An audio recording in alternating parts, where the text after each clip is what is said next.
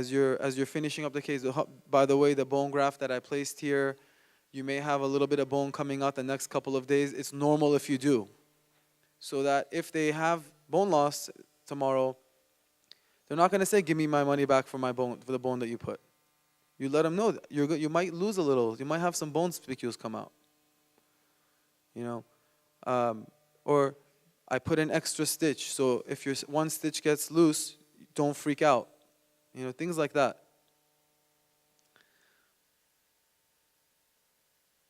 Now this is if you're going to have, you know, like a pontic. Again, these are really good cases for diagnostic wax up.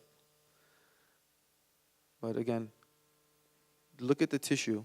If you have a collapse in the tissue, most of the time, the gum will kind of come in like that, right? We see that all the time. In the front, we always see where there's been a tooth missing for a long time, we see a indentation, concavity. And a lot of times it shows in their smile. So you can do a soft tissue graft and bulk that tissue out. And you're going to see some cases like that. So this is why you want it to come out of the cingulum.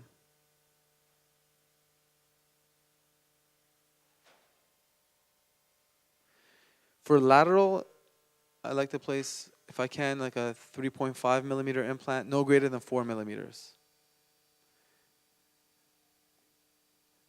For central, 4 to 4.5, no greater than in the high 4s. 5 millimeters, very rarely.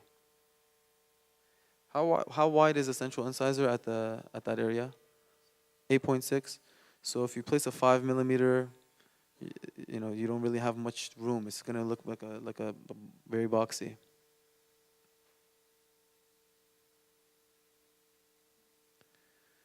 Now, remember this too also. Whenever you place an implant, whether it's immediate or regularly placed, you're always going to have bone going to the first thread in the first year. It's a rule. So with Hyasin, their implant, if you look at their implant, I don't know if you guys can see, they have pretty much the first thread at the platform, at the top of the platform, which is really good. So I like to place these implants a little bit underneath the bone, so it tricks the body to think that the first thread is at the top. Now you see some other implant companies, they have micro threads. They have a lot of little threads at the top, and then you have the regular threads.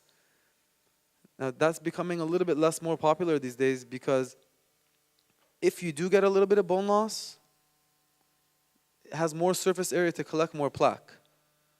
So it speeds up that bone loss. And then if you look at those cases, they usually stop at the first real thread.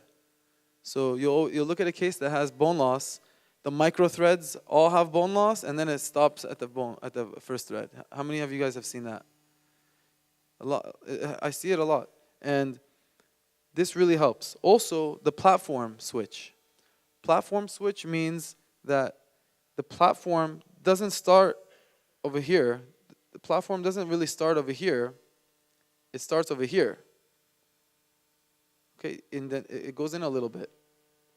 And because of that, we're able to trick the body to thinking that's the first thread. This particular implant is SLA surface. It's got a really good surface. So it integrates in, the FDA approved to integrate in 6 weeks. So, and it's got aggressive threads, which is good for immediate implant placement because you get really good primary stability. What they basically did was they took the best stuff of each company and put it together. The best surface right now is SLA, sandblasted acid etch. 6 weeks, Straumann had it, they got it. Straumann had a problem because their threads weren't aggressive. When I used to place the Straumann implants, they would be spinning in the bone. And it would still integrate. But we said, why not make it not spin in the bone? Make the implants more aggressive. So that's what they did. They made it more aggressive. Also, you can see it's flat at the tip. So if you are near a nerve or a sinus, it's more favorable. It's not sharp. It's slightly tapered, which is also better for immediate implants. Okay, really a great implant. I'm very happy with it. Now, let's talk about the papilla a little bit. This is the key. An implant will integrate. We all know that. It does not really matter much about company or implants integrate. It's known. It's just about how long now. Is it 90 cases or 93 cases out of 100 that you might get some bone loss? So we've really gotten good and perfected implant integration. But still, we have issues with the papilla. And you can see, basically, it's all about the distance between the crest of the interproximal bone and the tip of that papilla. Okay? The chances of keeping that papilla, if your implant is next to a tooth, is much more. Because you have the fibers from the adjacent tooth. But if you have two implants next to each other, that papilla is very unpredictable. And so, if you have, in the first year, this bone goes to the first thread, and this bone goes to the first thread, and these implants are very close together, all of a sudden, this little tip becomes flat. And what happens if this is flat? Bone sets the tone, the gum is going to come and become flat too, and you're going to get a black triangle. It's as easy as that.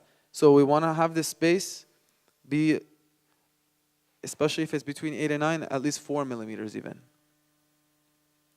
I'd rather be closer to this root and possibly lose a little bit more of this papilla than to lose that middle papilla, because people, when they stare at you, they're looking right in that middle, that midline. You want to take a break right now?